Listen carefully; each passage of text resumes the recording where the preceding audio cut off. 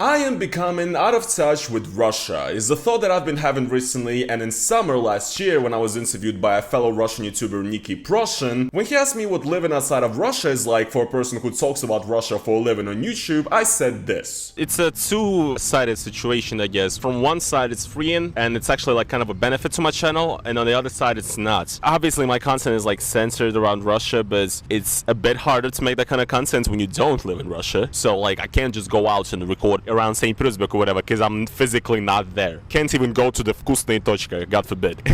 I become a little bit more out of touch just with life in Russia in general. When you basically tell me about the things out in Russia, like as far as like, you know, prices for tech, I honestly stopped looking at that stuff. What concerns Russia obviously still concerns me, but not as much as before, and I feel like I'm being more and more carried away from what people in Russia are actually feeling and what like life actually is like there. Well, this interview was actually done about 4 months after I left Russia for good, and now when I'm recording this video I've been actually outside of Russia for over a year now. And to be quite honest with you guys, I feel like my understanding and my feel of what Russia is like and what is going on in Russia right now is sort of fleeting. Now don't get me wrong guys, I am actually a Russian citizen at the end of the day, and I am in touch with most of the things that Russians are facing, whether it be the issues with visas and traveling. I've already gone in depth about that on this channel. The sanctions have affected me as they have affected pretty much every other person in Russia, and of course the unbearable mental toll of seeing your country go down the shitter is also still there. However, when I really think about it, I feel like in a lot of ways I've really become out of touch with Russia, even when it comes to such basic things as food prices. Okay guys, so I'm on the website of Yandex.Slavka, which is like Yandex's grocery delivery service, and I actually used to order here all the time. Like my last order here was on March 15th. That is literally one day before I left Russia for good. First of all, these prices right now it's so minus 40% because apparently they're giving me minus 40% for my first order or whatever. So the real prices are the crossed out ones right here. Let me actually go into the potato chips because I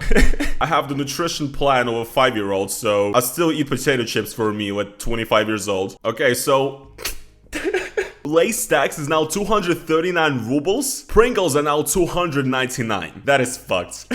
Let's actually go into my orders and compare. Okay, this Pepsi Max. It says that nothing's been found when I search Pepsi Max. I mean, this shows how out of touch I am with the realities of Russia. I think I can get Pepsi. No more, guys. That's sanctioned products right there. I have Coca-Cola. Bro, what? Since when is Coca-Cola 120 rubles for a fucking small can? What is this? I'm not even playing up the emotions for the camera. What is going on? Yeah, the grocery prices surprise me quite a lot because I don't keep up with it. I don't go to the grocery store daily in Russia. I don't see the prices going up. I don't see these prices at all. So for me, looking at prices of groceries in Russia right now and comparing it to when I lived in Russia, it seems absolutely insane. Yeah, how about these prices? Which price do you like better? So, in today's video, I want to discuss a very important question. Am I becoming out of touch with Russia or not? Can I no longer understand Russia? But before we really get into it, I would like to tell you guys about the sponsor of today's video, Guardio. Many of us have encountered scammers and scams online before, and some maybe even fell for it. I recently almost fell for a fake email pretending to be a YouTube sponsor, asking me to download a so-called brand media kit, which was actually just a screensaver virus. I didn't open it thankfully, but the next time anything like this happens, Guardio will be there to keep me safe. Guardio is a browser extension that protects you from various online threats. For example, Guardio blocks malicious websites using custom in-house algorithms, as well as defending you from phishing and malware with the download protection feature, allowing you to detect threats before they manage to do any damage. This can save you from downloading malicious apps from Google search ads or emails, for example. And the truth is that even tech-savvy users get hacked. Google Ads can actually lead to installing malware, for example fake OBS that targets YouTubers, fake Discord Nitro websites and other gaming scams, as well as even fake ChatGPT scams. Even tech YouTubers like Linus Tech Tips have been hacked like this before. Many think that two-factor authentication is enough to keep their accounts safe, but in fact, it's not. Guardio also scans all of your other browser extensions and alerts you if any of these extensions are acting sus. Not only that, but Gaudi also keeps track of information leaks, letting you know if any of the services where you have an account in are suffering a data breach, helping you to safeguard your information. One of my favorite features is that one Gaudio account covers 5 family members. So not only can Gaudio help you out, because a lot of us internet savvy people can overlook scams anyway, but it can also help your elderly relatives have a safe browsing experience. As a person who's seen their babushka's PC and was astounded at the amount of viruses on it, trust me, I know what I'm talking about. You can scan your browser for threats for free by visiting guard.io/NFKRZ and installing the extension. Using my link, you also get a 7-day free premium trial and 20% off of your monthly subscription. So, if you want to make your browsing experience secure and clean, then go over to the link down in the description, which is guard.io/NFKRZ, and check out Gaudio's affordable premium plan for the ultimate protection. Many thanks to Gaudio for sponsoring this video, and let's get back into it.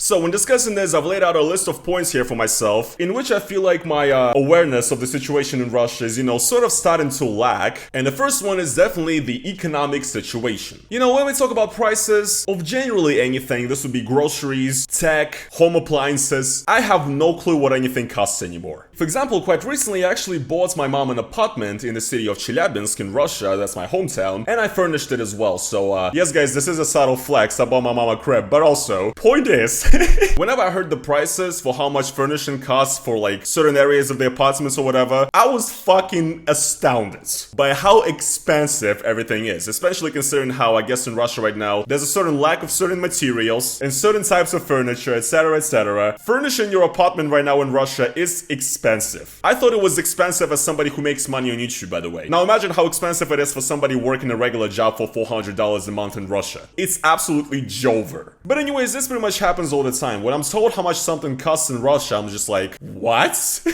Since when has living in this country become this fucking expensive, And also, I'm sort of out of touch as regarding sanctions right now. Now, sanctions did hit me hard at first, when I was still living in Russia, basically like 3 days after the invasion started, all of my funds and all of my ways to receive money from YouTube, etc. were completely cut off because of, Swift, etc. But now I'm actually able to receive YouTube money on a Georgian account. And I can use Swift and all these, wonders of the free world. And I can use my credit card anywhere, not just Russia. Which also makes me sort of out of touch, I guess. I mean, here's actually a funny story. I was recently on a trip in Thailand, right? I was in Phuket, in Patong Beach specifically, and Phuket is, full of Russians in general. I saw Russians there, who don't even speak a word of English, trying to speak Russian to the service workers. Very nice guys. I was ashamed to be Russian when I saw these people, to be quite honest. But anyway, I was actually in McDonald's and I was standing at this terminal thing where you can order. And basically there were a bunch of Russians on the terminal right next to me. And I was selecting what I want to get, whatever, but these Russians sort of asked me if you can like make an order here and go and pay by cash at the counter. And I said, I'm not sure, sorry, and just kept, ordering my stuff. And then they asked, wait, but how are you gonna pay? And I said, well, I have a Georgian card. And they were like, ooh. They were very surprised to hear that, basically. So it's kind of funny to me that, to me, this is just like a normal thing. And everybody I know around here who's Russian has a Georgian card, And in my like, emigre, friend group, this is normal. But when I met Russians in the wild and told them that I can pay with a credit card in McDonald's, they were like, damn, that's crazy.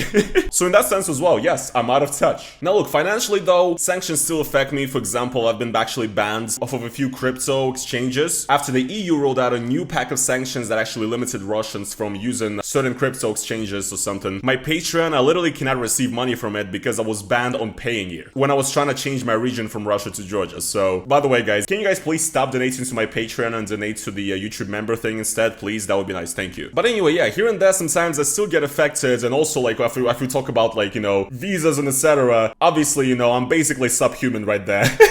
As far as, the world considers me, so that's fine. But other than that, I'm still in a different boat compared to a lot of Russians because I get to use these Western services like Spotify and PlayStation Network, and I get to eat at McDonald's or whatever, or any other sanctioned establishment that left Russia. So these are not huge things or anything, but these are the little details in your day-to-day life that change your life completely. And in general, I guess, yes, my day-to-day life right now is very, very different from that of the average Russian, and that also makes me kind of out of touch. Here's another point that I want to mention as as well is that the society in Russia is now beginning to feel sort of foreign. I guess this could be described as just immigrant things, but Russia is going through a lot of change right now, you know, a lot of not positive changes.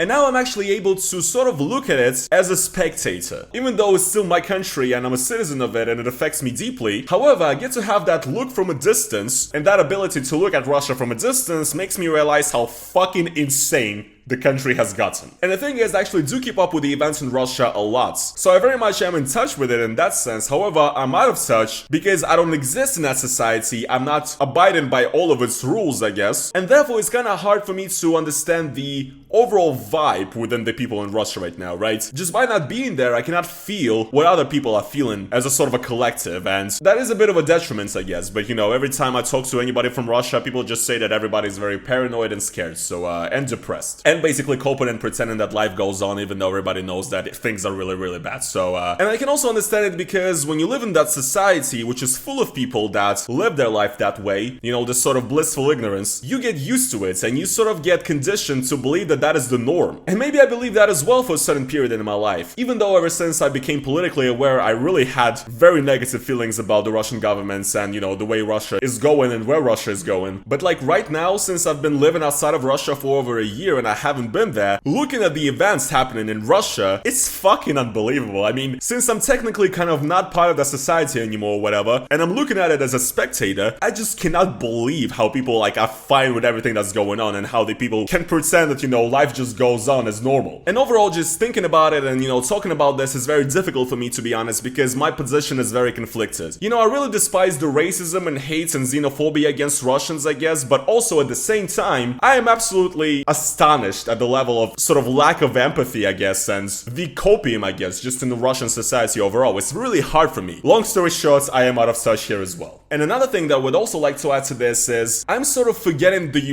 rules of existing and living in Russia. You know what I mean? After leaving Russia, after more and more time has passed, slowly and slowly, not only does my identity change and my feeling of like relating to my home country has changed, but also my lifestyle, my outlook on life is changing. I self-censor myself less, and I kind of feel like if I was like dropped on the street in Russia right now and teleported, I wouldn't know how to act. Because I feel like so out of touch with the societal norms and like the norms of like what is allowed to be said in Russia at this point that I wouldn't even know how to behave in Russia anymore. Honestly, at this point, I cannot even imagine running my YouTube channel in Russia. You know, it feels though as if all of my worldviews, my entire way of life, my work, my YouTube channel, and my whole existence has become pretty much incompatible with the societal norms of Russia of the year 2023. I've predicted this, by the way, and I'm not trying to, you know, come off in this video as if I'm like, you know, being pursued by the governments or whatever and I'm like a fugitive. Not at all. But honestly, I feel like the space for a person like me to exist in modern day Russia is getting smaller and smaller, if that makes any sense. And honestly, in a way, it also feels like the country that I loved and that I grew up in kinda almost doesn't exist anymore. It's not the same country anymore, you know what I mean? Yeah, it's pretty scary. Now here's another point that I want to discuss is when I look back at my life and when I look back at my YouTube channel before I left Russia, I kind of feel like my entire way of life fit under the term of inner emigration. To put it short, according to Wikipedia, inner emigration is a concept of an individual or social group who feels a sense of alienation from their country, its government, and its culture. This can be due to the inner emigrants' dissent from a radical political or cultural change, or due to their belief in an ideology that they see as more important than loyalty to their nation or country. The concept also applies to political dissidents who live under a police state, but who secretly violate the accompanying censorship of literature, music, and the arts. This term was actually commonly used in the Soviet Union and Nazi Germany, and in Nazi Germany, the inner emigrants were the people who basically, not supporters of the Nazi ideology or the Nazi party, but who nevertheless continued to sort of live in Germany and conform to the societal norms and to the will of the government, and essentially, well, you know, that didn't end well for anybody there. And during the Soviet Union, this term was actually used to describe the members of the dissident intelligentsia who sort of despised the Soviet regime, but had no way to flee the country, so instead of fighting the regime, essentially these people decided to sort of go into hiding in order to either try to fight the regime by doing doing small little things here and there, or just trying to sort of preserve their ideology and their ideas for the future generations. For example, in the 70s in the Soviet Union, there was a big phenomena when people who were renowned academics and, scientists who had multiple degrees and PhDs basically quit their jobs at universities and research centers because working in those establishments required you to sort of show your loyalty to the party always. And a lot of these people went to work to the most bottom of the barrel, sort of lowest paying jobs, such as sweeping the streets or being like a security guard in a school or something. Because if you worked such a low paying job, there was no ideology there, and they didn't require you to essentially, sing love songs to Lenin every 3 seconds. And actually a lot of very famous writers and poets in the Soviet Union at one point in their life had these low paying jobs just to basically have the least amounts of commotion and the least amount of connection to the governments and the Soviet ideology. And quite honestly, I would say that my life in Russia was kind of the same in some ways. I mean, first of all, it was a life of self-censorship, and I've done self-censorship forever on my channel, and I still do. There's still so many topics I would like to talk about on this channel, but yet, my ties are too strong right now, so, I'm not going all the way. So yeah, I was censoring myself, and also I lived my life in a way so that I would have the least amount of contacts with the governments, with the police, with the ideology. But basically, I've never had a real job. I've been working as a YouTuber forever, and I was always sort of independent. I never had to deal with anything that was slightly connected to the governments in any way, except the tax man, of course. I actually never even contacted the police in my life, even when there were cases in my life where I could have or should have, just because I wanted to have nothing to do with the Russian police. And even my move from Chelyabinsk to St. Petersburg was sort of also like a outburst of my inner emigration, because, well, I basically moved to the very center of St. Petersburg, right, which looks like Europe. And back then there were like barely any police in the city center or whatever, and the city center is beautiful, you don't see a single commie block anywhere. I basically felt like, I'm not even living in Russia at this point, right? I haven't seen a single commie block in months. I don't even leave the center of St. Petersburg, and all I do is, just hang out at trendy bars and clubs with my, anti-Putin friends, who are all, just also hipsters, trendy people, DJs or whatever the fuck. And it was great, yeah, but honestly, like, the way I look at it now, it feels like it was sort of a front that I was putting up, I guess. Trying to make myself feel like I'm not living in a police state where, people's freedoms are being crushed day by day. And I've already said this on this channel before, but I had this feeling like I was being occupied when the whole special military operation started, because, the Z symbolism, etc., all this militaristic bullshit started appearing in the city everywhere, in the center of St. Petersburg, which I believe to be a place free of the Putin ideology, kind of, right? I believe it to be my little soy hipster fucking safe space, basically. But in the end of February 2022, I was basically reminded by Russia in what country I live in. So it was sort of a wake-up call in that regard, because I have zero illusions about Russia now, about the Russian regime at least. And yeah, I guess you could say this sort of inner immigration was a big part of why I acted the way I acted, and right now I'm still sort of in a transitional period. So, in conclusion, would I say that I'm out of touch with Russia now? Would I say that my understanding of Russia has become worse? I guess maybe to some point yes, but maybe to some points my understanding of Russia, or at least the Russian regime, has actually gotten better, because now I really know. Like, there is no more benefit of the doubt for the Russian regime, There really never was, but like, now we're all sure of it, I think. And yes, I've gotten out of touch in some regards, and I guess it's not great, but what does this mean for my content ultimately? I mean, here's the thing, I'm just a guy who has opinions, who has thoughts, who makes content, and I've never claimed to be the most objective source on everything that's going on in Russia. I can make mistakes. Maybe some of my takes and opinions are pretty one-sided, right? But once again, I'm not trying to be the most objective guy in the world, and on this channel, sort of, what you see is what you get. This channel has always been pretty much just my personal experience on growing up and living in Russia, plus my personal thoughts and my personal analysis of the situation. So, to be quite honest, I think I'll be fine, and my extensive experience in living in Russia will still allow me to have a great feeling for what is going on, but nevertheless, yes, my content will be impaired by that to some degree, by me not being in Russia and not being actually able to sort of feel the atmosphere, you know what I mean? But anyways, guys, yeah, I guess that is going to be pretty much it for today's video. I hope you guys did enjoy it. If you guys did, please make sure to slap that like on it. As well, guys, if you want to support me additionally, as always, you can go to a link down in the description, become a YouTube member. It's basically the best way to support me right now. And yeah, guys, thank you so much for watching today's video, and I will see you guys in the next one. Peace.